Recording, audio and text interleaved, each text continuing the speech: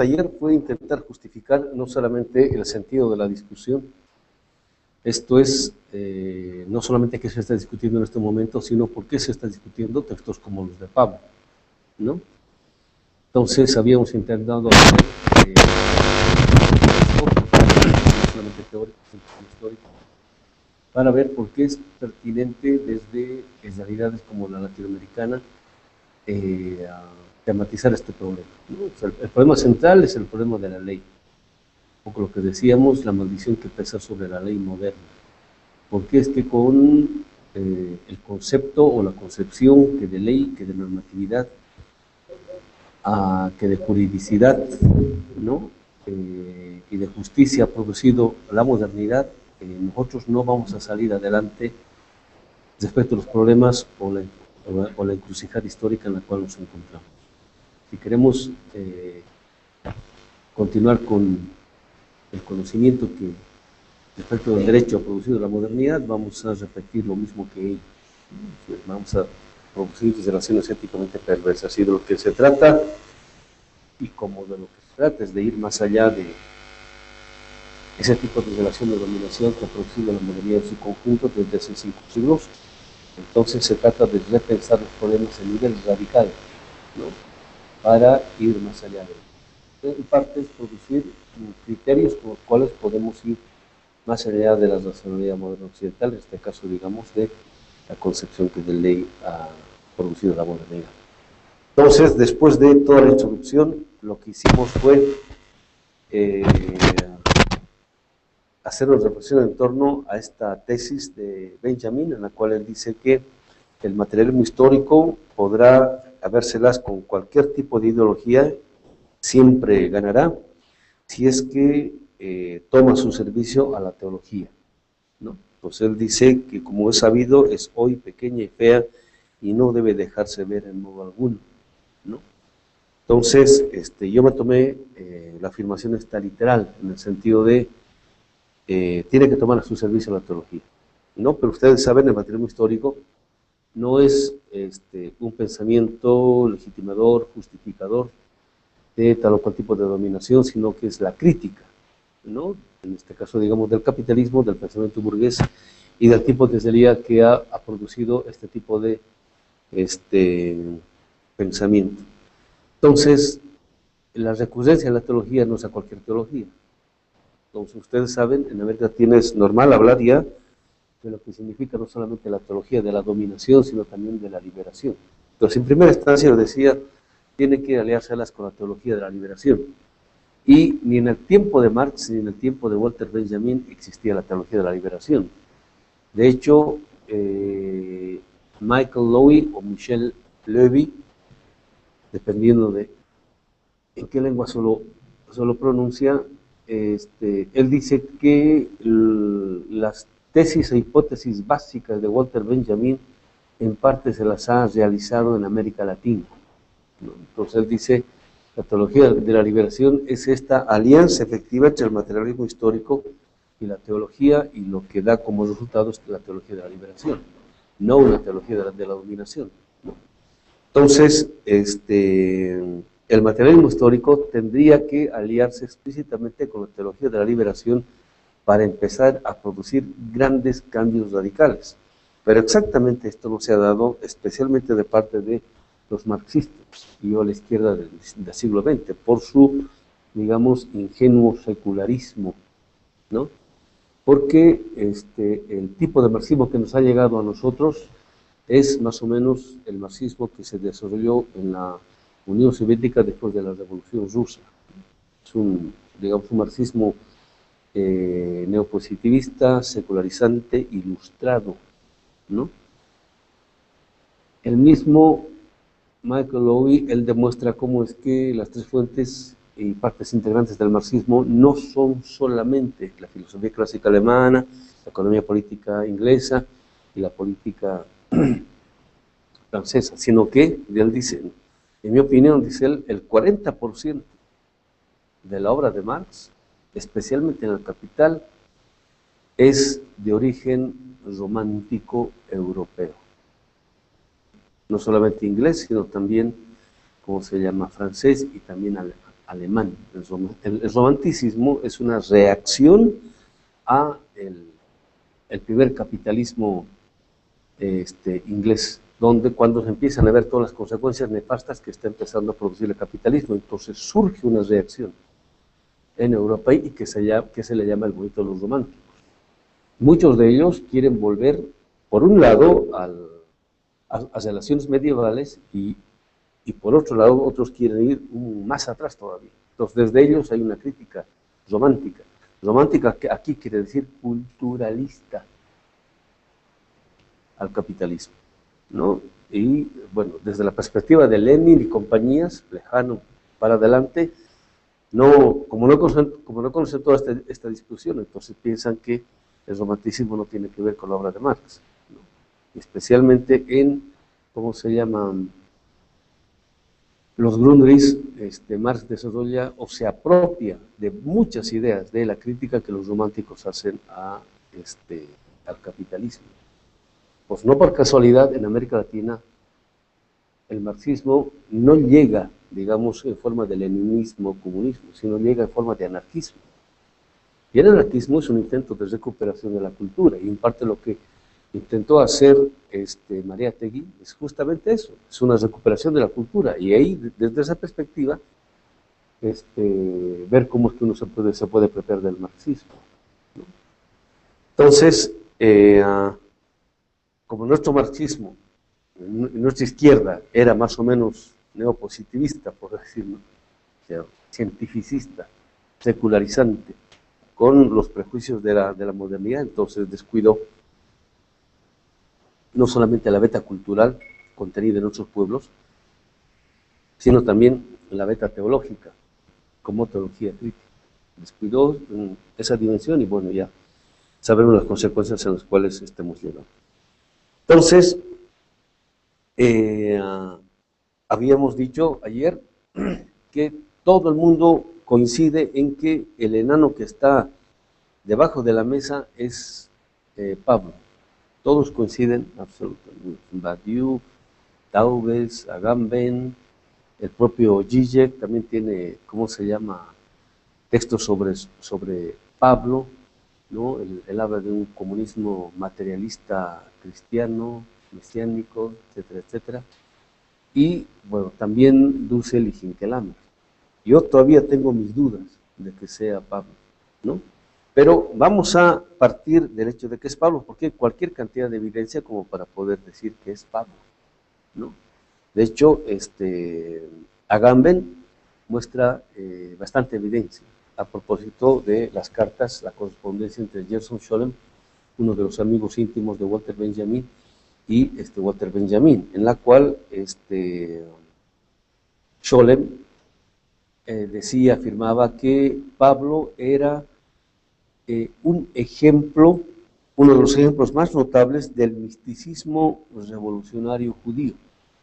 Entonces, Scholem y Benjamin no parten de la tradición cristiana, sino de la tradición judía hebrea, y cuando leen un texto hebreo, aunque esté traducido, ellos inmediatamente pueden reconocer el núcleo místico revolucionario, digamos, que está contenido ahí, ¿no? Porque tienen categorías para poder hacer eso. Y además, digamos, la recurrencia de Walter Benjamin.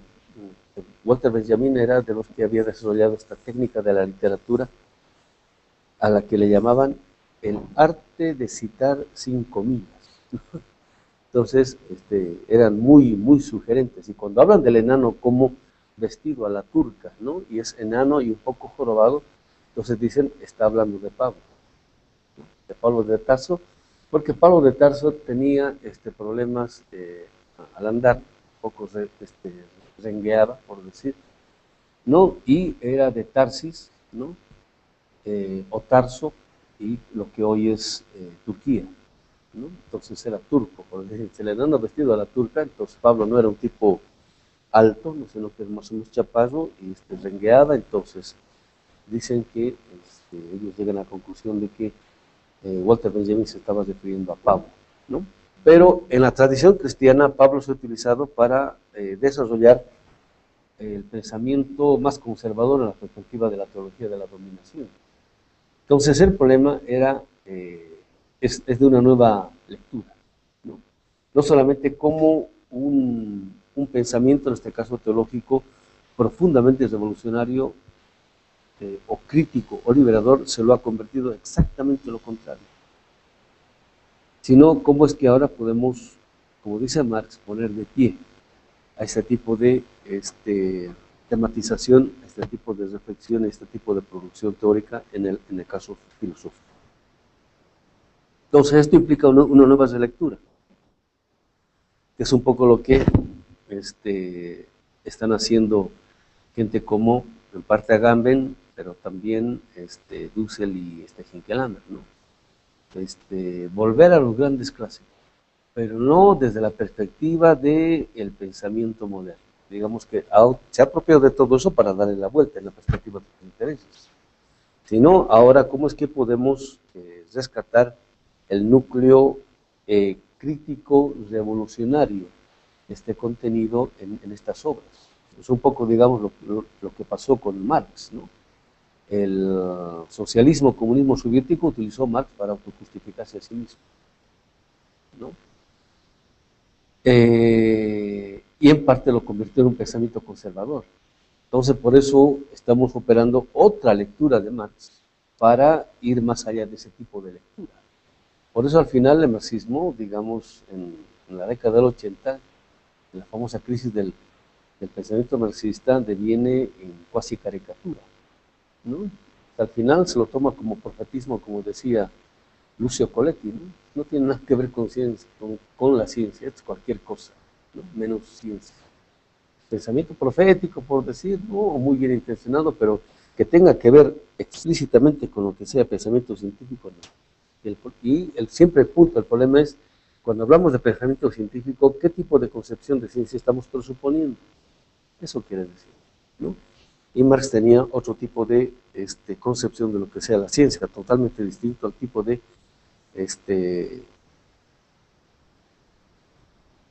de pensamiento científico que ha producido la modernidad. ¿Por qué Pablo? ¿No? Entonces, dice Taubes, dice Agamben y también dice Nietzsche, ¿no?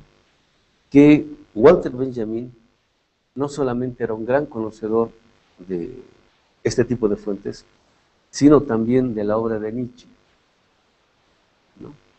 Nietzsche, el pensador aristocrático por excelencia, ¿no? Él se pone del lado de los fuertes, los nobles, ¿no? Los aristócratas, ¿no? Y quiere hacer, él de hecho hace una genealogía de por qué es que países como Alemania están en la situación que están. Ustedes saben, antes de la Primera Guerra Mundial, en parte por eso también aconteció la Primera Guerra Mundial, Alemania y, digamos, en parte el imperio austrohúngaro alemán, ¿no es cierto?, no estaban en las condiciones ni de Francia ni de Inglaterra. Entonces ellos quieren, en este caso Nietzsche quiere saber, bueno, qué es aquello que ha pasado, entonces hace una genealogía del pensamiento.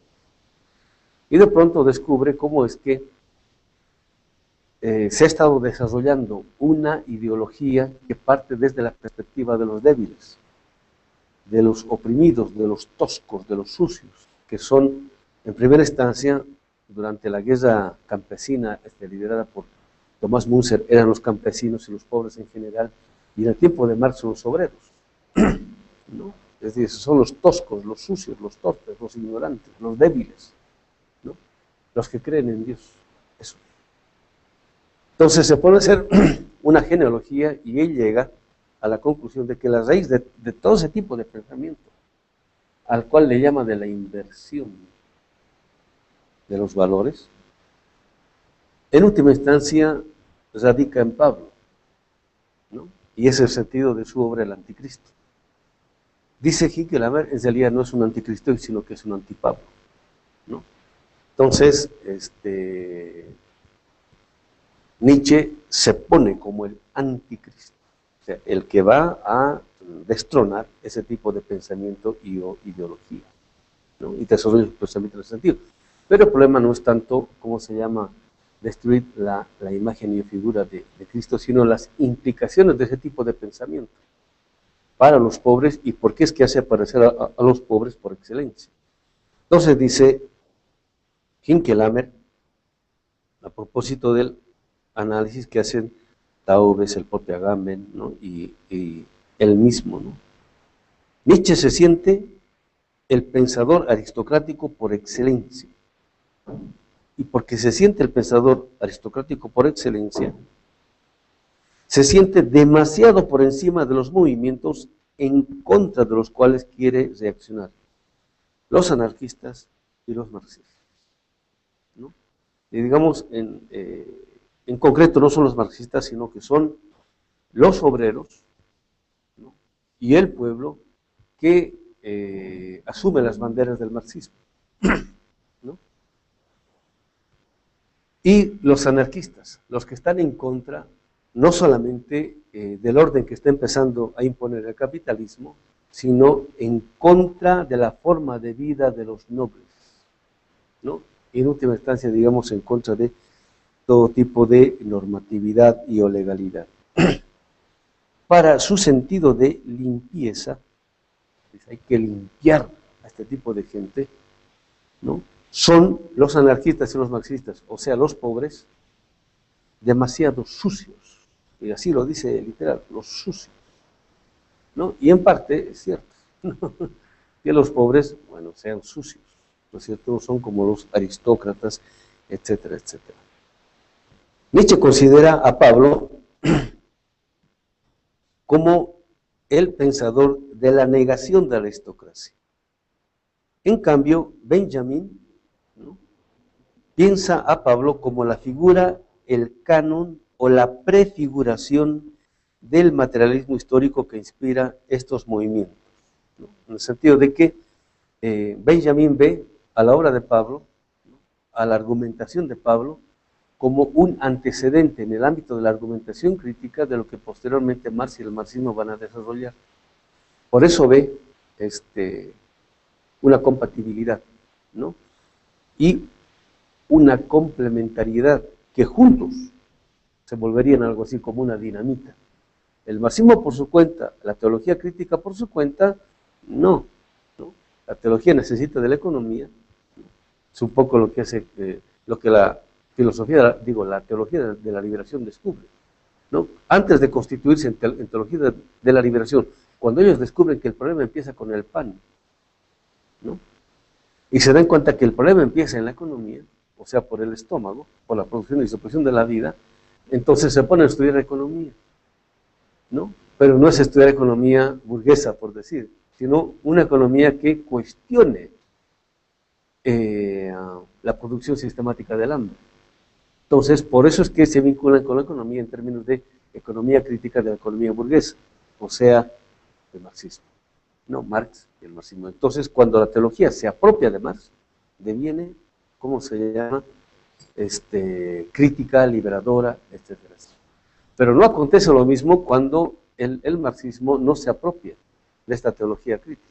Entonces, debería haber pasado algo similar y no aconteció esto. Benjamin también percibe que esta unión puede crear una nueva fuerza porque es una unión en la esencia de ambos, ¿no?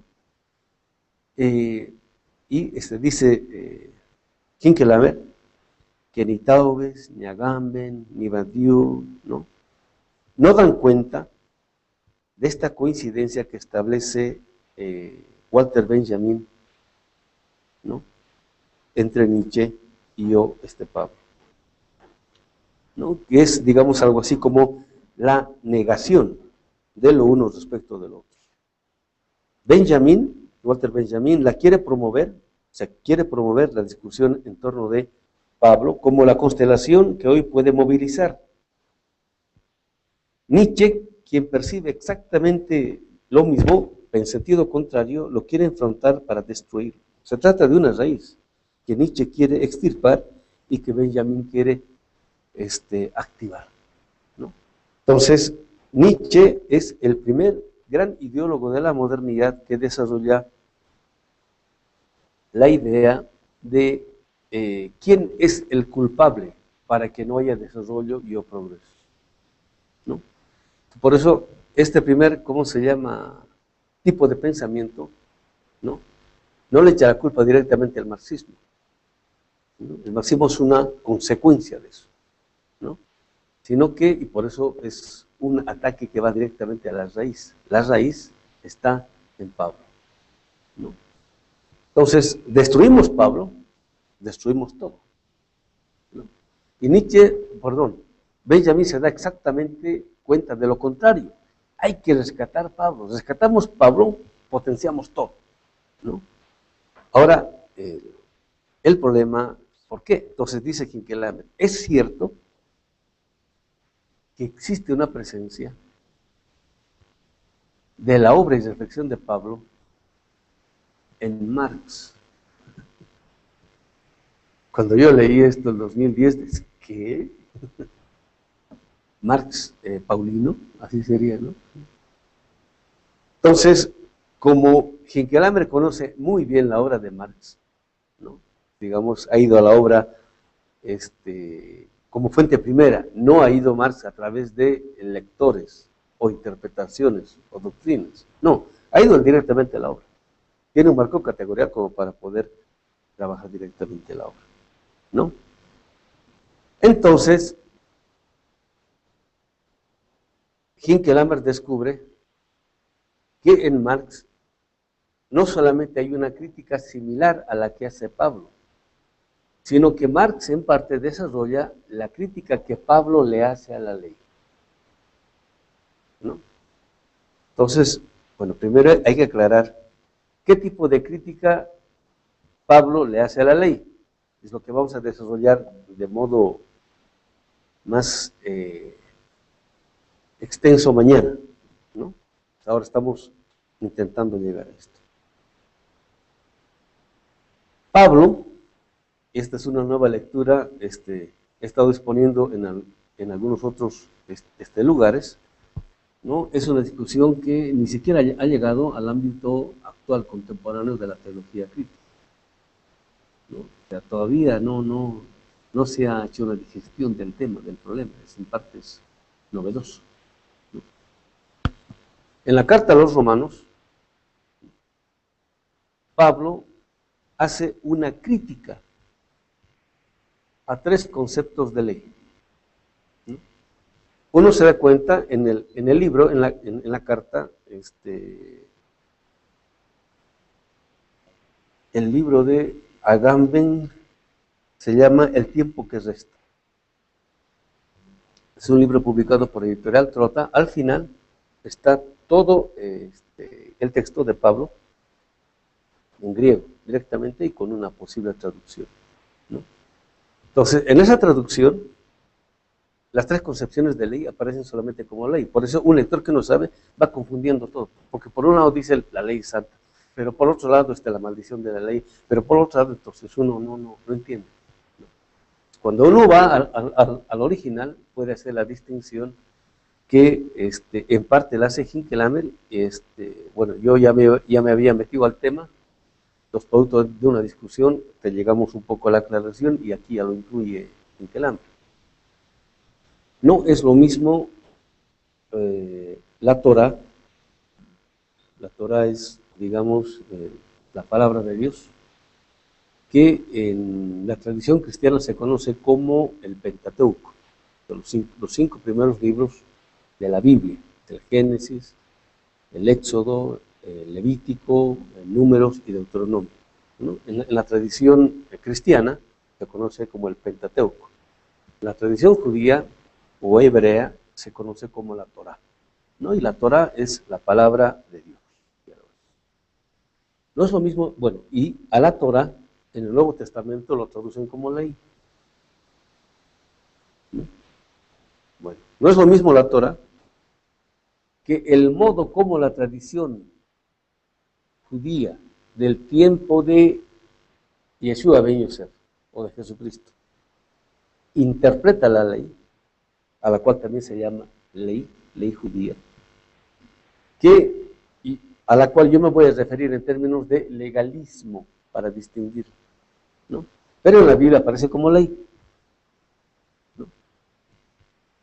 No es lo mismo la Torá como ley, no es lo mismo el legalismo como ley de la ley romana, ¿no?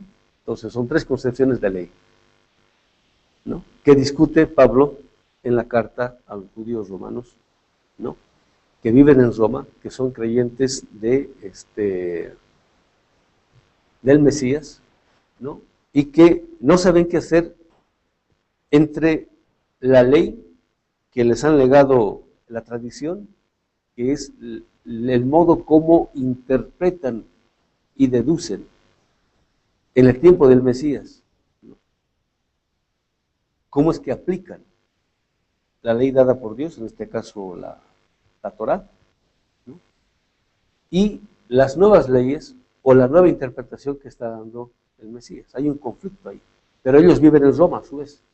Por eso hay tres concepciones de ley ahí. Y en el texto aparece todito como ley, ¿no? Entonces, cuando uno no distingue muy bien, entonces aparece la Rebambara. ¿Cuál es el problema que está discutiendo Pablo? ¿No? Nunca cuestiona a la Torá, o sea, el Pentateuco, ¿no? Lo que está cuestionando, por un lado, es la ley romana, y por otro lado, el legalismo o la ley judía, ¿no?, que es la interpretación en el tiempo de el Mesías y de Pablo de la Torá. ¿Qué es lo que está criticando y cuestionando Pablo? Que para nosotros va a ser central. Dice un poquito más abajo acá, Kinkelhammer, se trata del concepto de pecado. Es una palabra de origen teológico, ¿no?, pero en el contexto en el cual está siendo redactado, tiene fuertes implicancias políticas. Aquí serían, ¿no?, las injusticias que se producen. Entonces, en el lenguaje, hay que ubicarse en el tiempo en el cual están siendo redactados los textos, hay que conocer el lenguaje para poder hacer la traducción, ¿no? En el lenguaje bíblico aparece como pecado, ¿no? Entonces, ¿para qué quiere decir eso aquí, en este momento, ¿no? Son las injusticias que se está produciendo a cada momento, ¿no? Entonces, el problema, dice, se trata del concepto de pecado que Pablo tiene. Pablo distingue en el texto muy bien lo que significa el pecado de los pecados, ¿no? Con los pecados, o con las injusticias, o con las faltas a la ley, no hay ningún problema. ¿Por qué? Porque hay una ley, ¿no?, y son faltas y o pecados, ¿no?, que se cometen en contra de la ley, y entonces, o negando la ley, y se puede sancionar, y no hay ningún problema. Dice, ese no es mi problema, yo no voy a discutir eso. Y para eso hay normas, ¿no?, a partir de las cuales se puede castigar o liberar, etcétera, etcétera. No hay ningún problema. El problema que él va a discutir es el problema de el pecado. O sea, no es lo mismo el pecado de los pecados. ¿Cuál es el pecado? ¿No? Y dice ahí, literalmente, dice, el pecado que no tiene castigo, que no se puede castigar. ¿Por qué? Porque es un pecado que se comete, o sea, son injusticias que se cometen, atrocidades que se cometen, crímenes que se cometen cumpliendo la ley, ¿no? O sea, el cumplimiento de la ley, lo que produce el cumplimiento de la ley, las consecuencias que produce el cumplimiento de la ley son consecuencias éticamente perversas y desastrosas.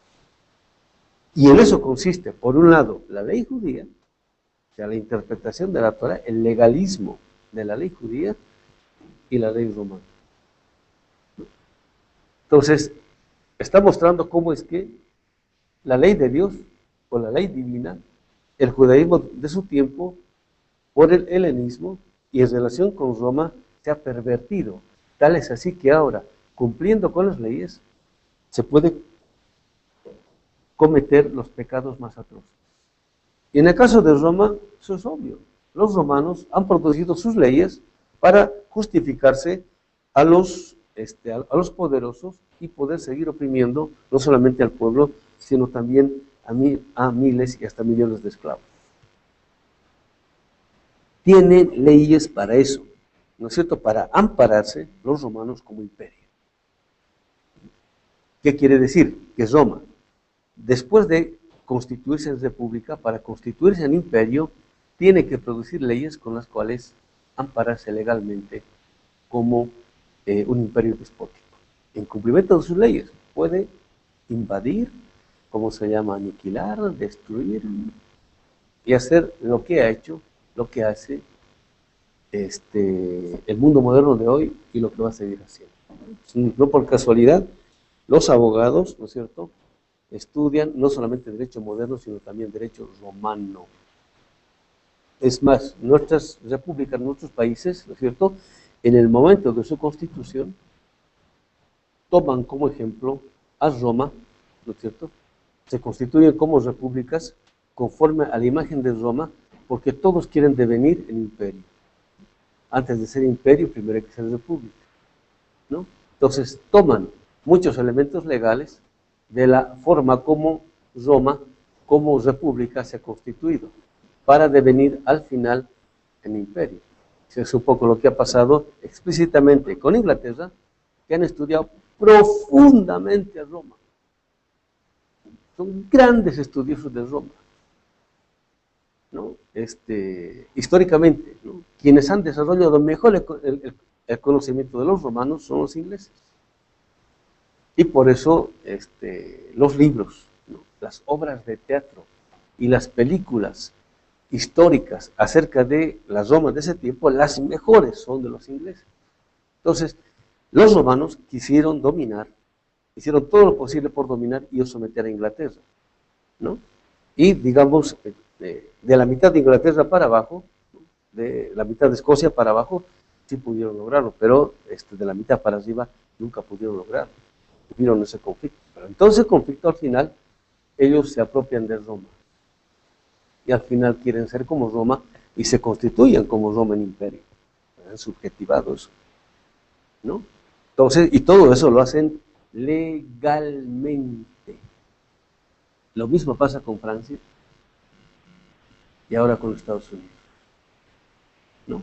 Entonces, en el cumplimiento de la ley, o sea, con leyes, producen grandes pecados. En este caso, consecuencias éticamente perversas.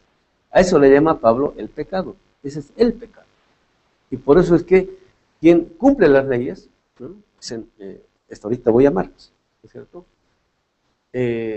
produciendo relaciones éticamente perversas y o injustas, puede llegar a su casa con conciencia limpia, ¿no?, digamos como el tipo más noble, más justo, ha cumplido la ley. Es el famoso imperio de la ley, ¿no?, cuando la ley se convierte en el fetiche, ¿no? Ese tipo de crítica es aquello que está llevando a cabo Pablo en la carta a los romanos, de la cual, ¿no es cierto?, toda la tradición, ¿cómo se llama?, teológica medieval, nunca dijo ni pío. Es más, utilizó esta carta para producir relaciones de dominio o para justificar las relaciones legales de dominio, o sea, producir una inversión, ¿no?, donde se da el punto de contacto con Marx, ¿no? Hinckelammer dice, ¿no?, yo no tengo evidencia como para poder mostrar o demostrar esto, no tengo. Ahora que estuve en Berlín, en español más o menos tenemos como unas 4 o 5 biografías sobre la vida de Marx. Y en alemán, ahora hay más o menos entre 50 y 200 biografías, ¿no?, sí, nuevas, que se han ido escribiendo, etcétera, etcétera.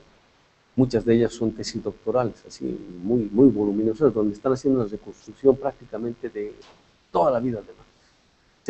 Sí, incluso ahora podemos saber exactamente qué materias llevó Marx no solamente en el colegio, sino también en la universidad. ¿Quiénes eran sus maestros? ¿No? ¿Qué leía? ¿Qué no leía? ¿Qué discutió? ¿Qué no discutió? Etcétera, etcétera. Se puede hacer una reconstrucción muy, muy buena. Entonces, no recuerdo muy bien el nombre de esta persona, me llevó a su casa, me mostró su biblioteca, todo eso. Entonces él me dice, hay que escribir otra biografía de Marx, completamente distinta para hacer este tipo de reconstrucción. Pero digamos, en las 4 o 5 biografías que yo he leído, nunca he encontrado yo esto. Pero dice Hinckelhammer lo siguiente, ¿no? Dice, Marx, cuando empieza a hacer sus primeros artículos críticos sobre los efectos que las leyes burguesas estaban produciendo en Alemania. Ustedes se acuerdan el famoso artículo del robo de la leña, ¿no? Entonces, por ahí, digamos, los cerros en torno de el Tunari, por decirlo. Entonces, antes eran tierras de nadie. Entonces, antes de llegar el invierno y durante el invierno, los campesinos iban, agarraban leña, ¿no? O agarraban los árboles, talaban árboles y se llevaban para pasar el invierno, ¿no? Y de pronto llega el gobierno, el Estado se aburguesa y decide dar toda esa zona en concesiones a propietarios y o individuos como propiedad privada, ¿no? Entonces ahora los campesinos ya no pueden ir, ¿no?, a talar los árboles para pasar el invierno. Entonces se convierten en ladrones, ¿no? Entonces hay una ley que protege a la burguesía, que ahora son los nuevos propietarios, ¿no?, en cuyo cumplimiento ahora los campesinos aparecen como ladrones. Entonces no saben qué hacer, no saben cómo pasar el invierno. Entonces tienen que pasar el invierno bien. Entonces van y de todos modos talan algunos árboles y aparecen como ladrones y aparecen y las cárceles se empiezan a llenar.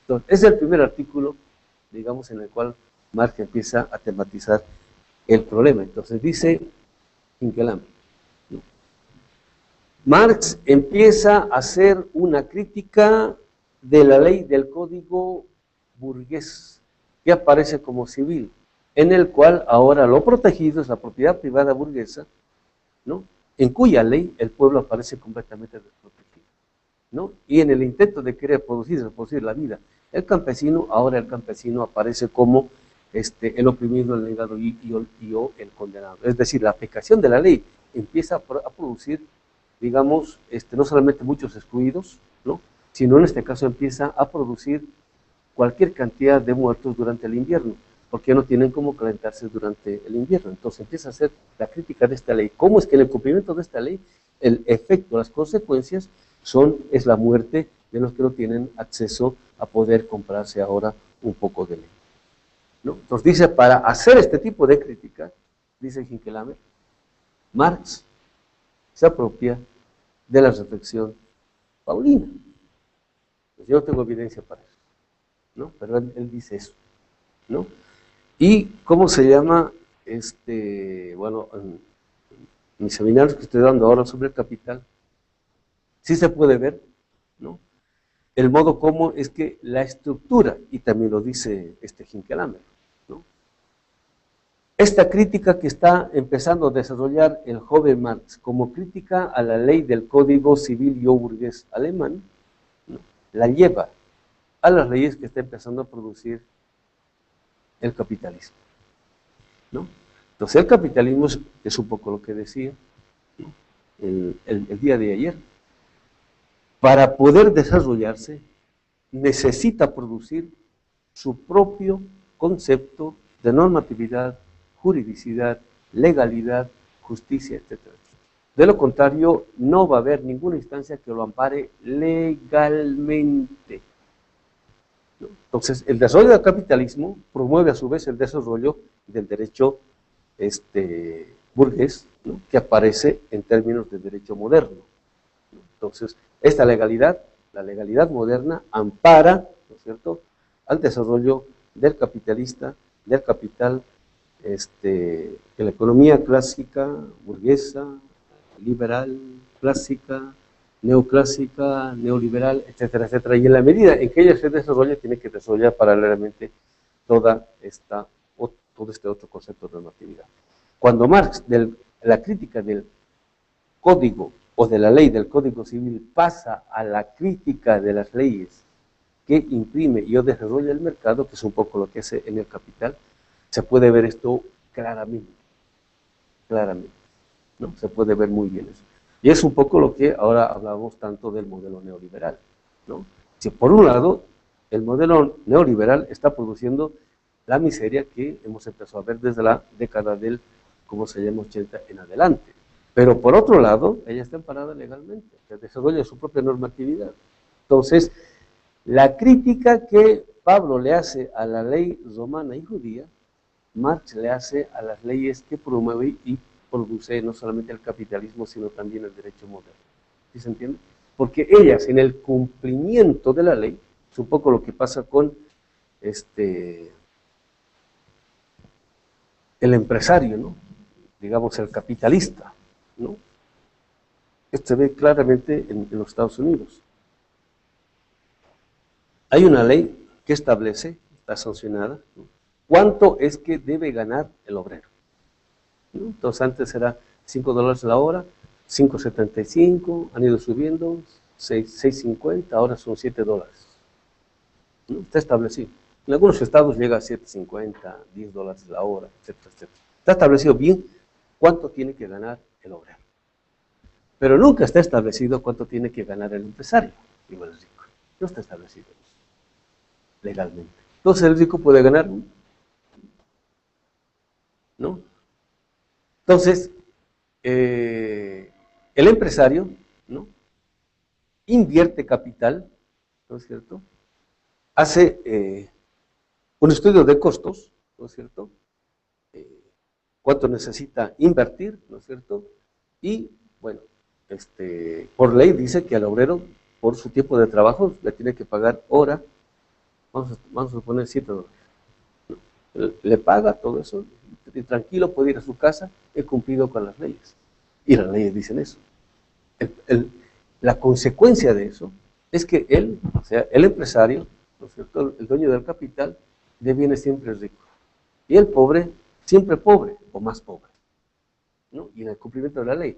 Por eso es que el empresario, o el capitalista, o el rico, puede ir con conciencia limpia de culpa a la iglesia, ya sea católica, protestante o a la sinagoga judía. Puede ir tranquilo, está limpio de culpa, está cumpliendo las leyes, ¿no? ¿Y cuál es la consecuencia? No solamente la explotación del trabajo humano, y ahora estamos viendo, ¿no es cierto?, la destrucción de la naturaleza, ¿no?, y de la cual él no se siente culpable. ¿Por qué? Pues está cumpliendo las leyes. Lo está cumpliendo muy bien, ¿no? Y lo cumple tan bien, o necesita cumplirlo tan bien, que ahora uno de los ramos mejor pagados en los Estados Unidos y en el primer mundo es justamente el ramo del derecho, ¿no? Y los mejores abogados son formados como la burocracia que va a prestar los mejores servicios en las universidades privadas, ¿no? En las universidades privadas, el capital transnacional forma teóricamente, ideológicamente, legalmente, etcétera, etcétera, a su séquito de abogados que le van a prestar los mejores servicios, a ver si por haber, a los cuales el capital le va a pagar muy bien, porque amparan muy bien todo su ejercicio de producción y reproducción de riqueza a escala ampliada, geométrica, etcétera, ¿no? ¿Qué quiere decir esto? Que el misterio de la dominación de los pueblos del tercer mundo no solamente está escondido en la economía, sino en la normatividad jurídica con la cual la economía capitalista se ha amparado legalmente, sino también gracias a la cual ella se ha ido desarrollando. ¿Qué quiere decir esto? Que si no cuestionamos la concepción que de ley ha producido el capitalismo y la modernidad, y que ahora están desarrollando hasta sus últimas consecuencias, las universidades privadas y el derecho moderno, vamos a seguir recayendo en lo mismo. Recayendo en lo mismo, y a su vez, como en parte ahí está el misterio de nuestra dominación, atraso y o subdesarrollo, no solamente vamos a perpetuar este tipo de relación al interior nuestro, sino que al final vamos a terminar reproduciendo, no solamente con los nuestros, sino con otros, este tipo de relaciones éticamente perversas. Un poco, digamos, lo que está empezando a pasar con Brasil, una vez que ha sido capaz de expoliar a su pueblo y a su naturaleza, en este caso al Amazonas, quiere, para poder desarrollarse, tiene que emplearse, entonces tiene que llevar este tipo de relaciones a otro tipo de lugares. Entonces yo digo, para poder modernizarnos en ese sentido, vamos a seguir explotando la Pachamama, por un lado, y por otro lado, a quienes ahora vamos a someter y a dominar legalmente, ¿no? Entonces, dice Hinkelhammer, ¿no? La estructura de la crítica que Pablo desarrolla a la ley romana y a la ley judía, más la va a desarrollar, no es una copia por decir, la va a desarrollar en la crítica primero al Código Civil, o la ley del Código Burgués Civil alemán, y después de eso a la crítica de las leyes que empieza a producir el capitalismo, digamos, en términos de crítica de la ley del valor como la ley de los mercados, ¿no? Entonces, el mercado tiene sus propias leyes, ¿no es cierto?, respecto de los cuales lo que se produce como consecuencia tiene poco o nada que ver con lo que sea el propio mercado. Voy a hacer unos esquemitas un poquito para que se entienda esto que, digamos, parece más o menos como demasiado abstracto, ¿no? Marx muestra cómo es que el capitalismo se piensa a sí mismo desde la perspectiva del mercado. Digamos, es su recorte de universos de observación, ¿no? Y Marx no piensa a partir del mercado, que es donde están las mercancías, sino que parte a partir de lo que la tematización burguesa de su tiempo niega, ¿no? Es el de dónde se procede o de dónde se produce, cómo es que aparecen las mercancías en el mercado. Y aparte de esta dimensión de realidad en la cual este tipo de teoría no tematiza, ¿no? Que es el de dónde se produce, y es, dice, el ámbito de el tipo de relaciones sociales que la hipótesis que estoy trabajando yo en mi comentario del Capital es que el uso que Marx hace del concepto de sociedad o de relaciones sociales es negativo, es crítico, nunca es positivo, ¿no? ¿Por qué? Porque él es perfectamente consciente, ¿no? Y hay cualquier cantidad de evidencia en el Capital para mostrar eso. ¿Cómo es que el capitalismo, para poder desarrollarse, necesita destruir sistemáticamente toda forma comunitaria de vida? Y para desarrollarse el capitalismo, como capitalismo necesita producir relaciones sociales. Las relaciones sociales, por constitución, en la filosofía del derecho de Hegel es clarísimo, ¿no? Son relaciones, es la producción de relaciones de desigualdad, ¿no? La producción de esas relaciones en las cuales, aparte de ser desiguales, ¿no es cierto?, son relaciones éticamente perversas, en las cuales las relaciones de dominación es el contenido de la relación social. En ese sentido, Marx desarrolla la idea de relaciones sociales. Antes de que aparezca la mercancía como mercancía, ¿cierto?, el ámbito de la producción de la mercancía es el ámbito en el cual se dan relaciones sociales gracias a las cuales la mercancía puede aparecer barata, ¿no? Y producto de la realización de la mercancía en el mercado, el trabajador pobre y el empresario o el dueño de los medios de producción rico, así decirlo, ¿no? Y todo esto, ¿no es cierto?, operado y desarrollado legalmente. Entonces, Marx lo que está haciendo es una crítica, no solamente del modo como es que económicamente en concreto se produce este tipo de relaciones, o de realidad, digamos en este caso, sino del modo como es que las realidades sean legalmente, para que aparezca no solamente como buena, sino también como justa. Y es un poco lo que dice, ¿cómo se llama? El capitalismo respecto de su modo y o forma de producción. Sigue diciendo Hinkelhammer. Pablo, bueno, lo primero que denuncia es eso, ¿no? Una cosa son los pecadillos o los pecaditos y otra cosa es el pecado. Entonces, la crítica que él va a hacer es a la producción del pecado. En este caso, de relaciones éticamente perversas y o de injusticias legalmente. Entonces, el problema está en este tipo de concepción de ley que se ha producido. Después de eso, lo que denuncia Pablo es que el problema de la ley, cuando ella se fetichiza, esto no lo dice Pablo, sino que es producto de la lectura crítica. Ya el problema antes había aparecido en Jesucristo, ya había aparecido el problema ahí, cuando él dice que la ley, o sea, el mandamiento no había sido dado, ¿no?, para que el ser humano sirva a la ley, sino que la ley había sido dada para que ella sirva al ser humano. Entonces, por eso dice, la ley es para el ser humano, no el ser humano para la ley, ¿no? En este sentido, lo correcto es que la ley sirva al ser humano, pero la inversión consiste en que ahora el ser humano está al servicio de la ley.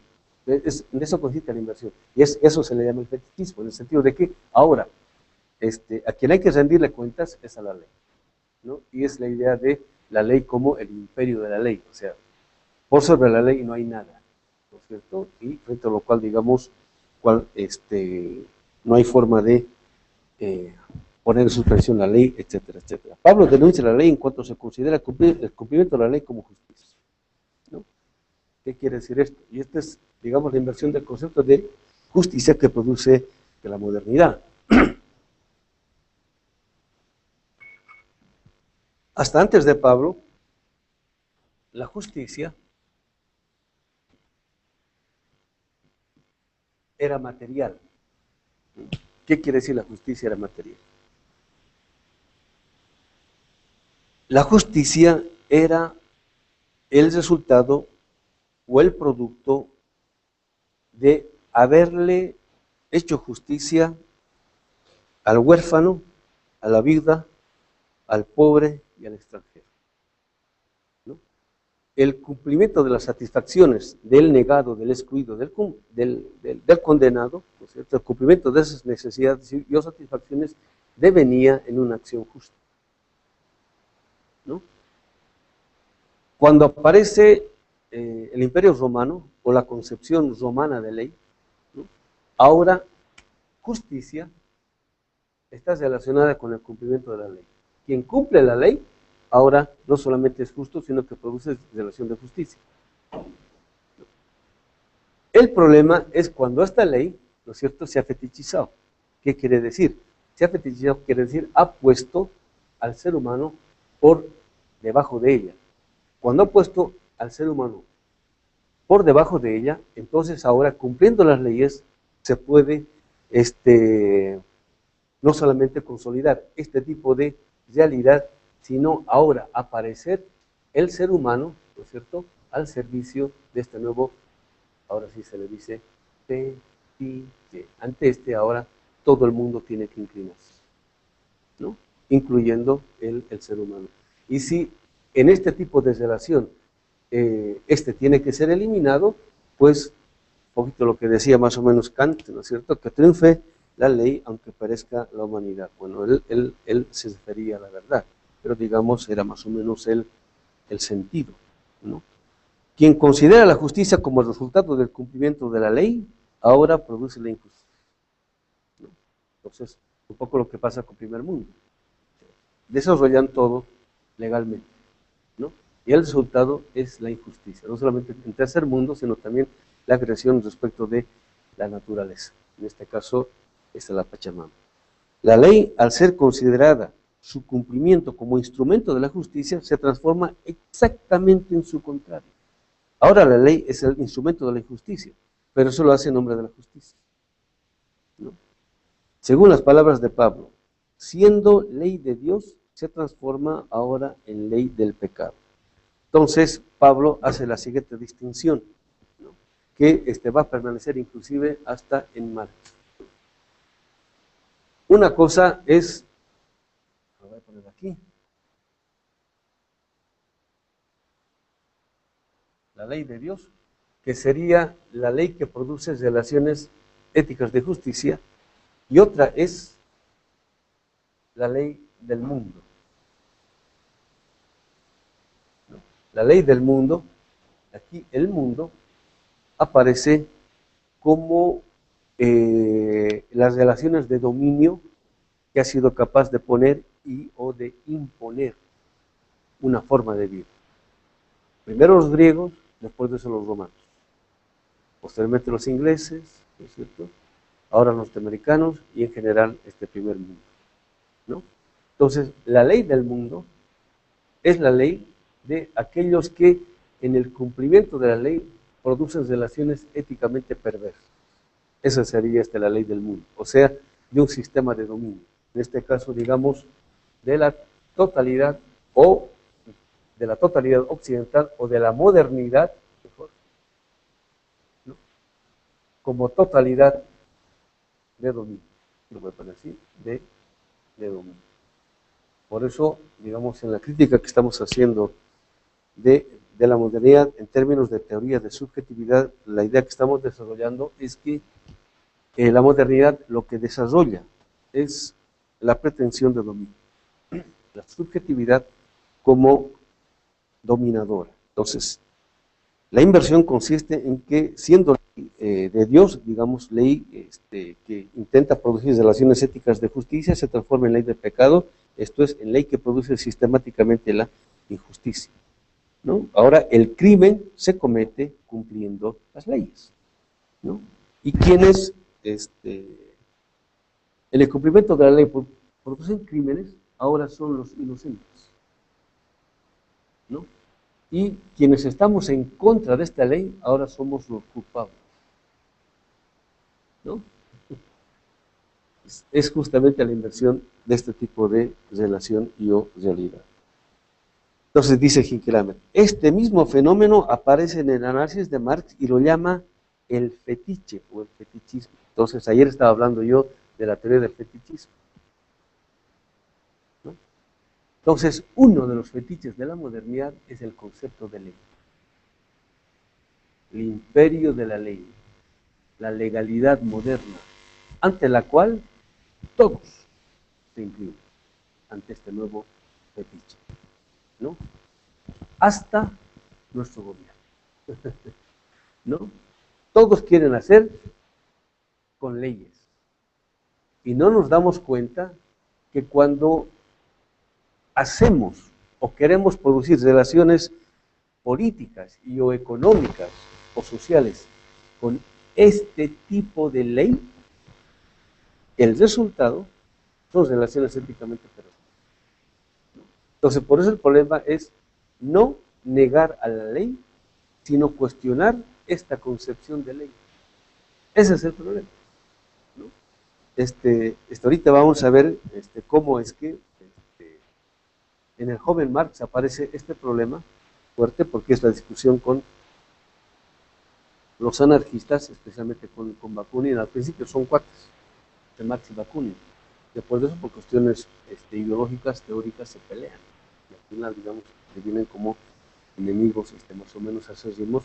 Y tiene que ver con, bueno, una vez que identifican que las leyes económicas y las leyes jurídicas son éticamente perversas, lo que promueven los anarquistas, entonces hay que negar, ¿no es cierto?, todo tipo de normatividad y o de institucionalidad. O sea, hay que negar todo aquello que tenga que ver con la ley. No solamente el mercado, que opera con leyes, sino también el Estado que opera con leyes, ¿no? Esa es la salida anarquista, ¿no? Entonces Marx al principio empieza haciendo una crítica más o menos anarquizante, ¿no? En el sentido de que hay que hacer una crítica mortal y o radical de las leyes económicas y las leyes jurídicas que lo amparan. En ese sentido aparece la negación del mercado y también del Estado, un poco lo que ha escrito anarquista. Pero después de ello, digamos, el más maduro, en la reducción del capital, él se va dando cuenta, ¿no? De que, ¿cómo se llama? La negación de todo tipo de institucionalidad, que en última instancia puede devenir, es una posibilidad, no es una necesidad, no es que necesariamente todo tipo de orden va a devenir en relaciones de dominación, no es una posibilidad siempre latente ahí, ¿no? Que la solución al problema no es la negación de todo tipo de institucionalidad, sino es la producción de un nuevo orden. El problema es el pasaje. ¿Cómo hacemos eso? ¿No? Y entonces, y eso aparece ¿cómo se llama? En el Capital. En los textos del Marx joven, por decir, ¿no es cierto? Está latente ahí la reacción anarquizante. Entonces, en el Capital, nosotros ya empezamos a ver ahora esta nueva lectura, ¿no es cierto? Cómo es que Marx desarrolla criterios gracias a los cuales ahora hay que distinguir entre el mercado capitalista y el mercado no capitalista. La mercancía capitalista y la mercancía no capitalista. Entre el dinero capitalista y el dinero no capitalista. Y hasta ahí llegan las distinciones, porque el capital es capitalista por constitución. No hay de otra, ¿no? Entonces, cuando hacemos esta distinción, y está ahí, es lo que estamos desarrollando nosotros, en la perspectiva de una economía comunitaria, que no tiene nada que ver con la tercera salida del pacto. No conocemos, por eso habla y escribe por qué. Entonces, en cuanto podemos describir bien, ¿cómo se llama? En la especificidad del mercado capitalista, podemos distinguir al mercado capitalista u otro tipo de mercado del mercado capitalista.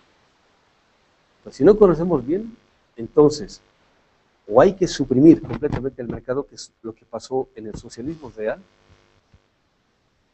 ¿no?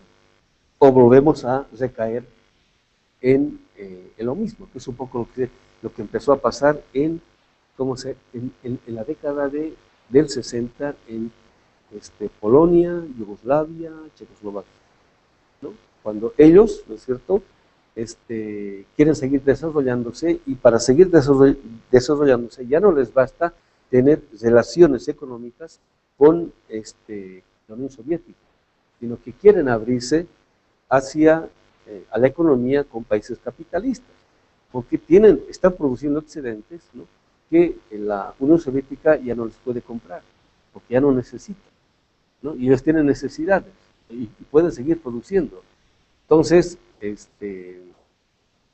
cuando empiezan a relacionarse con el mercado capitalista, empiezan inmediatamente las rebambadas, ¿no? Inmediatamente empiezan las rebambadas. Eso es un poco lo que decimos.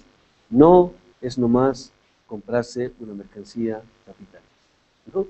Porque, y Marx muestra muy bien, en la mercancía, como mercancía, está contenido, en la mercancía, cuando es capitalista, está contenido todo el capital, ¿no? Y cuando yo compro la mercancía y subjetivo la mercancía, estoy subjetivando todas esas relaciones capitalistas contenidas en la mercancía. Eso pasa especialmente con el alimento, cuando el alimento es capitalista, ¿no? Como mercancía, digamos, tipo, ¿cómo se llama Coca-Cola? O si no, ¿cómo se llama la hamburguesa? Que el contenido de ese alimento es la pretensión de la producción de ganancia, en tanto que ganancia, si sirve para la vida, no importa por otro. Lo que importa es la producción de, ¿cómo se llama?, de la ganancia, ¿no? Y cuando me lo como, ¿no?, cuando llega a formar parte de mi corporalidad empieza a ser constituida con ese tipo de subjetividad, porque esa subjetividad está contenida en el alimento, ¿no? Entonces, Marx dice, no es nomás comprarse, ¿no?, adquirir mercancía capitalista. Entonces, el capitalismo nos hace, o la modernidad, hace que nosotros veamos en torno de objetos y que no tiene nada que ver con nuestra objetividad. Aquí está contenida nuestra objetividad, ¿no? Está contenido, dice, la vida robada del trabajador. Por eso dice, la mercancía llega al mercado chorreando sangre, ¿no? Están contenidas las relaciones de dominio, de explotación, están contenidas acá, ¿no? Y cuando yo me compro eso, y lo hago parte mía, ¿no es cierto? Estoy conviviendo con él. Y eso no se queda ahí, sino que empieza a operar. Especialmente cuando mi forma de vida se gira en torno de el consumo de este tipo de producción. Entonces, por eso dice Marx, toda forma de producción produce a su vez su propio tipo de consumo. En este caso, su propio tipo de sujeto consumidor de ese tipo de producción. Sigue diciendo Hinkelhammer, al considerar el cumplimiento de la ley y por tanto de la ley del valor como acto de justicia por parte de los capitalistas, los crímenes que se cometen en cumplimiento de la ley ya no parecen ser crímenes, sino sacrificios necesarios que hay que hacer en afán del progreso. Entonces ahora hay que sacrificar al titis en afán del progreso.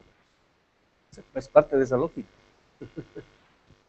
Parte de esa lógica. O sea, no es nomás asumir una que otra medida geopolítica. Y ojo, somos anticapitalistas, ¿no? Si eso lo hace, digamos, el gobierno chileno o colombiano, pues no hay ningún problema, porque ellos son declaradamente capitalistas, ¿no? Pero nosotros decimos que somos anticapitalistas. El problema es por qué estamos reproduciendo este tipo de relaciones de dominio con nuestros pueblos originarios y también con la Pachamama, con la madre naturaleza, ¿no? Yo siempre digo, no es porque los del gobierno sean cabrones, no es por eso, o sea, no es porque sean mala gente, no, hay una racionalidad detrás que está operando y de la cual no hemos tomado autoconciencia. Entonces yo siempre hago una diferencia entre conciencia, voy a cambiar mejor de color,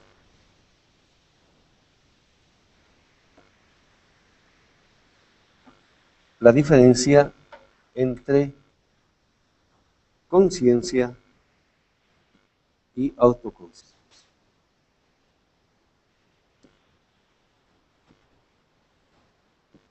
¿Cuál es la diferencia entre conciencia y autoconciencia?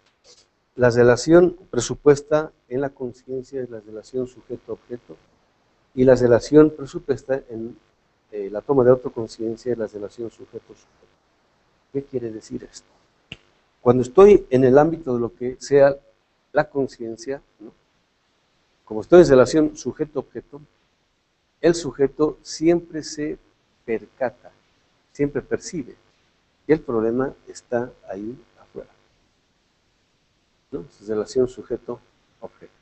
Entonces uno toma conciencia de los problemas. Ahí hay un problema, entonces hay que resolver este problema, hay que resolver este problema, etc. ¿No? Entonces, en una situación anticolonial, ¿no? Digamos cuando la embajada norteamericana estaba operando aquí, estaba haciendo travesuras y barbaridades, etcétera, etcétera, pues hay que sacar al embajador, ¿no? Automáticamente parte del problema se soluciona, ¿no? Después de eso la DEA, después de eso a USAID, etcétera, etcétera. Entonces, yo digo, vamos a suponer que rompemos relaciones con Estados Unidos. Y ahora con este tipo de problema que hemos tenido a partir de lo que le ha pasado al compañero hermano presidente Evo Morales en Europa, vamos a suponer que rompemos relaciones con España, Italia, Francia y Portugal. Entonces, digamos, los países más o menos con pretensión de colonialidad los echamos, ¿cierto? Entonces, desde la perspectiva de la relación sujeto-objeto o de la conciencia de los problemas, hemos solucionado el problema. Pero Marx muestra bien en el Capital cómo es que en la medida en que yo subjetivo a través del consumo este tipo de relaciones sociales, el problema ya no está solamente allá afuera, sino que aparece dentro mío. Porque este tipo de relaciones sociales constituyen de una forma o de un modo mi subjetividad. Entonces ahora el problema, ¿no?, de la legalidad la ley moderna, no es un problema que esté afuera en la relación sujeto-objeto. El problema está ahora dentro nuestro, ¿no? Está entre los nuestros, ¿no es cierto? Porque, bueno, supuestamente nuestro Estado, ¿no es cierto?, es plurinacional y dice en la Constitución, ¿no?, del Estado nacional y oligárquico, ahora pasamos al Estado plurinacional y comunitario. Está en la Constitución. Nuestro está constitucionalizado. El problema es por qué no estamos haciendo el tránsito hacia relaciones comunitarias. ¿Por qué seguimos moviéndonos al interior de relaciones sociales? ¿No? Y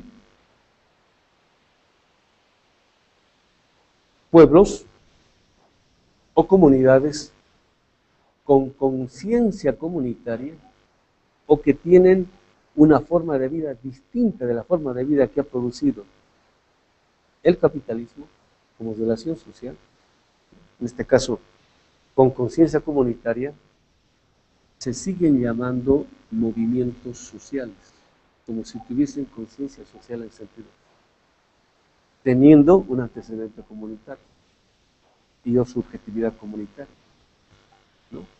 Porque en parte creemos que ahora, ¿cierto?, no solamente estamos haciendo la transición de lo comunitario a lo social, de parte de la modernización, sino que nuestros abogados, nuestros juristas, nuestros constitucionalistas, por ejemplo, de este año estuve en Sucre, estuve dando un curso al respecto,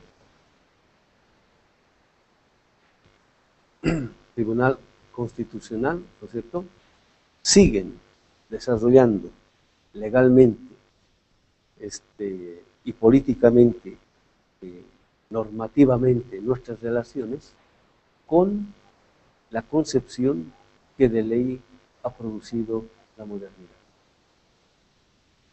¿Por qué? ¿No? Seguimos pensando o creyendo que el concepto o la concepción que de justicia, legalidad o normatividad ha producido la modernidad es, por un lado, justa, por otro lado, buena, por otro lado, racional y por otro lado, universal. Y que más allá de esa concepción de legalidad que ha producido la modernidad, no hay otra forma de legalidad. Entonces ahora la crítica que surge por un lado de Pablo y por otro lado de Marx, pues está empezando a mostrar que exactamente ahí está escondido el problema de la producción y reproducción sistemática de relaciones de dominio. ¿Sí se entiende? Entonces no basta con cuestionar el capitalismo, sino que ahora hay que cuestionar también, hay que criticar también la concepción que de normatividad, legalidad, juridicidad, derecho, justicia, ley, etcétera, etcétera, ha producido la modernidad. En el caso de la justicia, por ejemplo, ¿no?, el modelo neoliberal produce su propio concepto de justicia, de la mano de John Rawls, y para eso es en filosofía. Y está ahí intacto, y digamos una contraargumentación de parte de la izquierda no hay, no existe. ¿No? Entonces está muy bien fundamentado el concepto que de justicia produce el modelo neoliberal, filosóficamente. Y es lo que se enseña en las universidades, no sé cómo será acá, pero en México, Estados Unidos, Europa se enseña normalmente teoría de la justicia, John Rawls, como, digamos, lo más nuevo, lo más avanzado en este sentido. Sigue diciendo Hinckelander. La crítica de la ley de parte de Pablo es una prefiguración de la crítica de la ley que Marx va a hacer. Digamos, es la hipótesis fuerte que él tiene, ¿no?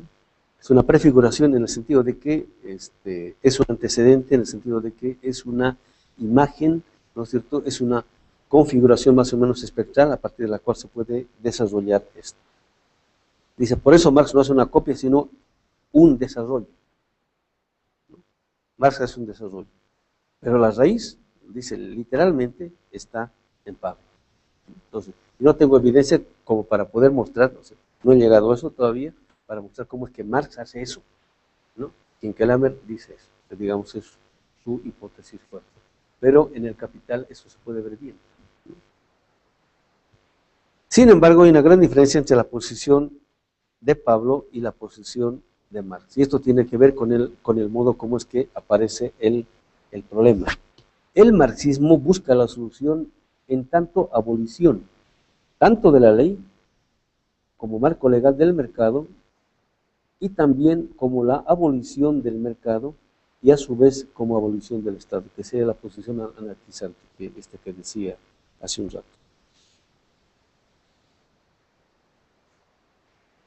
No aparece, de hecho, ninguna solución al problema, sino la búsqueda de la abolición del problema mismo. Y con eso, digamos, supuestamente se habría superado. Esto es, digamos, vamos a superar nuestros problemas cuando superemos el capitalismo. Destruimos el capitalismo, ya. Pues, destruimos la propiedad privada, ya.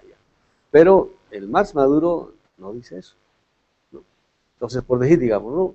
Destruimos la fábrica, destruimos que las relaciones de mercado, qué sé yo, el problema está metido aquí adentro, ¿no? O sea, no es en tanto, digamos, objetivaciones que se han producido, ¿no? Sino que todo eso se ha producido con una subjetividad, ¿no? Y ahora, digamos, estos días que yo he estado acá, bueno, un poco comentando, yo conocí Cochabamba a fines de los 70, principios de los 80, ¿no? Y Calacala en ese entonces no era lo que es hoy, no era. Entonces ahora estoy en Calacala, salgo a la calle, veo y, digamos, las relaciones modernas, pero están desarrollándose de un modo galopante. Que por un lado estamos en un proceso antiimperialista, anticapitalista, pero por otro lado, subjetivamente, el pueblo está desarrollando relaciones en sentido estricto moderno, que son destructoras, sistemáticas, de toda forma comunitaria de vida. Pues estamos en franca autocontradicción y no nos damos cuenta. ¿Por qué? Porque el problema está metido dentro. La modernidad nos ha introyectado a través de las relaciones económicas su propia subjetividad, ¿no? Entonces, como nos comportamos con ese tipo de subjetividad, la única objetividad que podemos producir es a partir de ese tipo de subjetividad, ¿no? Entonces, el problema es, bueno, en principio aparece cómo es que podemos transformar la ley, pero digamos, en la perspectiva nuestra es un poco lo que decía ayer, ¿no? Yo, en sentido estricto, no parto de Marx. Es un diálogo que estoy haciendo con Marx. Tampoco parto de Hinkelhammer. Es un diálogo que estoy haciendo con Hinkelhammer. Tampoco parto de Pablo. Estoy haciendo un diálogo con Pablo. Sino que parto de los pueblos originarios. Desde ahí estoy partiendo, ¿no? Entonces el problema no es encauzar de otro modo la ley, ¿no? El problema es cómo produzco otro concepto de normatividad y de justicia, en este caso de legalidad. Y esto tiene que ver con lo que vamos a desarrollar, yo creo que esta mañana, de mejor modo, para producir otro tipo de concepción de ley. Bueno, antes, ¿no es cierto? El problema no es producir solamente otro tipo de ley, es un poco lo que decía ayer, ¿no? ¿Cómo vamos más allá de lo que la modernidad ha producido? La modernidad, productos de la modernidad en sentido estricto, primero el capitalismo, después el socialismo, ¿no? Entonces, cuando decimos cómo vamos más allá de la modernidad, ¿no? Entonces empieza en la Constitución nuestra, ¿no? Pero no es una intención o una intencionalidad solamente nuestra, en el sentido de que somos nosotros los únicos que quisiéramos desarrollar, digamos, una economía comunitaria. También han habido este tipo de, ¿cómo se llama?, pretensiones en el Perú y también en el Ecuador, ¿no? Y en general todos ellos han fracasado. ¿Por qué necesitamos producir una economía comunitaria? ¿Por qué?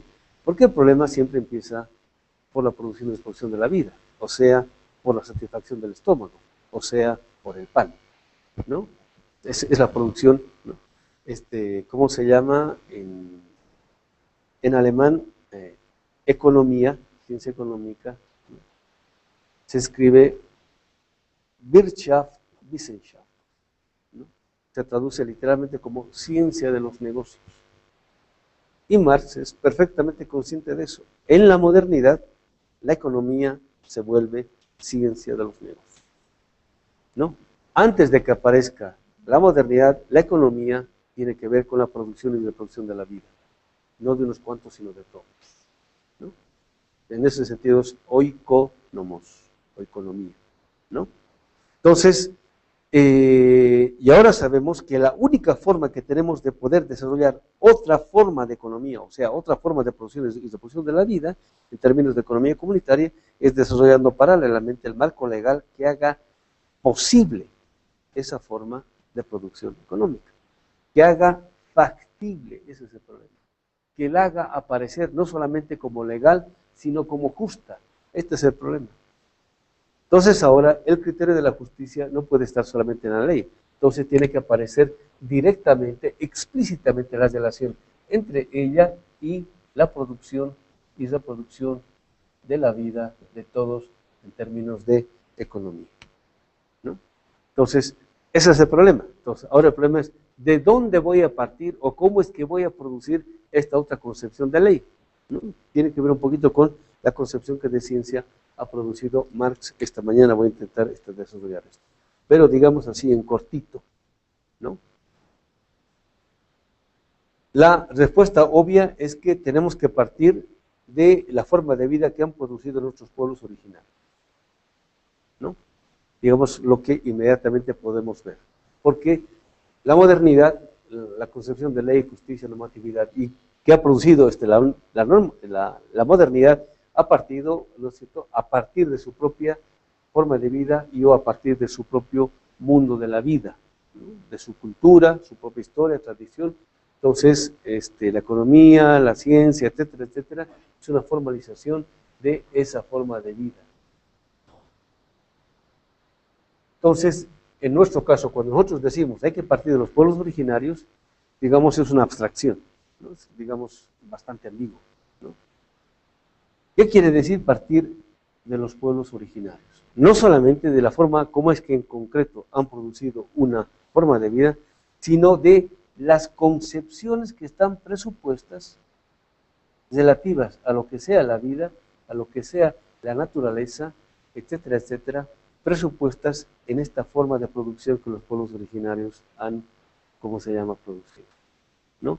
Ese es el horizonte a partir del cual no solamente la realidad nos aparece de otro modo, sino nos aparecen los criterios con los cuales se puede producir esto de otro modo, ¿no? Y esa es una relación, ¿no es cierto?, que se puede establecer con categorías. No es algo que se pueda tomar, bueno, vamos al campo y de ahí, ¿cómo se llama?, deducimos, no, ¿no? Sino en esa forma de producción y reproducción en concreto en el campo está contenido una visión, una cosmovisión, una concepción de lo que sea la vida, la realidad del ser humano, etc. Y elaborar eso solamente es posible si es que tenemos categorías con las cuales eso sea posible, que es un poco lo que estamos intentando hacer para poder hacer este tipo de reconstrucción, ¿no? Acá sigue diciendo Hinckelhammer cómo es que esta forma de producción que produce el capitalismo produce, ¿no?, su propia racionalidad. Racionalidad quiere decir acá lo siguiente. Una forma de vida produce un tipo específico de relación, ¿no?, en el ámbito de la praxis entre los sujetos y la realidad. Esa relación práctica, ¿no?, entre los sujetos y la realidad produce un conjunto de valores gracias a los cuales tal o cual tipo de relación aparece como bueno o como malo. Esos valores son el contenido con lo cual se produce lo que se llama acción racional. Acción racional en este caso quiere decir algo que es bueno. O sea, es unas acciones que conducen a un resultado óptimo o deseado, ¿no? Y la acción racional como contenido produce como desarrollo lo que llamamos como racionalidad. ¿Qué quiere decir esto? Hinckelhammer dice muy bien, ¿no?, toda forma o modo de producción produce una estructura económica. Toda estructura económica produce una estructura de clases. Toda estructura de clases produce una estructura de valores. Esa estructura de valores es el contenido con el cual los sujetos se relacionan en términos de racionalidad con la realidad. Por eso aparece la noción de acción racional, ¿no? En el caso de Weber. Entonces, la estructura de valores es el contenido de la acción racional de los sujetos cuando se relaciona con la realidad. Y la acción racional con arreglo, no solamente a valores, sino también a la realidad, es el contenido con el cual se produce tal o cual tipo de concepción de racionalidad, ¿no? ¿Qué es aquello que se produce con la inversión de la ley? Dice Hinckelhammer, para salir de relaciones fetichizadas o de relaciones fetichizadas justificadas por una ley fetichista, necesitamos producir explícitamente un criterio gracias al cual sea posible salir, porque no se sale de la noche a la mañana. El capitalismo, su forma de vida, no lo ha impuesto de la noche a la mañana, ¿no? Entonces necesitamos producir un criterio gracias al cual podemos salir. Digamos, salida de la modernidad se podrá hacer, digamos, 150 o 200 años, en el óptimo sentido de la palabra. Si no, va a tardar un poco más. A la modernidad, digamos, imponer este orden la lleva 500 años fácilmente. Entonces necesitamos este criterio de acción racional que nos conduzca a otra forma de racionalidad, en este caso de salida. Dice Hinckelhammer, a eso le llama, a este criterio, le llama, es un criterio de racionalidad. ¿Sí? Aparece en la palabra, pero digo en la Biblia. El modo como aparece en la Biblia parece solamente un imperativo moral, ¿no? Pero con nuevas categorías nosotros podemos desentrañar el contenido racional que está en este imperativo moral. Entonces dice Pablo, el criterio con el cual podemos salir es el amor al prójimo, ¿no? Entonces dice Hinckelhammer, así bien clarito, bien explícito, y es en la crítica a Gambe, ¿no? Dice, el modo como es que podemos salir de relaciones éticamente perversas no está mediado con, ¿cómo se llama?, con discursos parecidos al sermón del domingo. No. Con eso no se producen grandes transformaciones, porque son imperativos morales y tienen que ver directamente con la relación individual que los creyentes entablan con tal o cual tipo de imperativo moral. Lo que nosotros necesitamos, ¿no?, son argumentos que justifican tal o cual tipo de acción racional con racionalidad. Entonces dice, ¿cuál es el criterio racional que está contenido en el imperativo moral del amor al prójimo? Y en Grecia ya había aparecido el criterio o el imperativo moral como criterio de acción racional que se desarrolla con los, ¿cómo se llama?, con los romanos, y que al día de hoy es una forma de vida. ¿Qué quiere decir? Que es el modo como ha desarrollado el liberalismo, y de modo más extremo el neoliberalismo. ¿Qué quiere decir? Yo soy si tú no eres, ¿no? O sea, yo soy a costa tuya, yo soy cuando te venzo, yo soy cuando te niego, yo soy, o sea, yo puedo ser, ¿no es cierto?, cuando yo soy capaz de demostrar que soy superior a ti, y soy superior a ti cuando yo soy capaz de vencerte, negarte, excluirte, humillarte, condenarte. Es la constitución de la subjetividad a partir de la negación del alter ego y o del otro, ¿no? Y esa es la forma de la acción racional, ese es el contenido de la acción racional presupuesta en la subjetividad que la modernidad ha producido. Para ser yo, tengo que ningunear, ¿no? Y entre nosotros, en los famosos chistecitos, eso aparece, ¿no? Y en los apodos, ¿no? ¿Cómo nos? Pero somos expertos para eso, ¿no? Digamos, hemos aprendido a relacionarnos de ese modo, ¿no? Entonces, es el contenido, ¿no?, que como acción racional, ¿no?, presupone a la racionalidad de la acción del individuo en la modernidad. Y eso es lo constitutivamente destructor.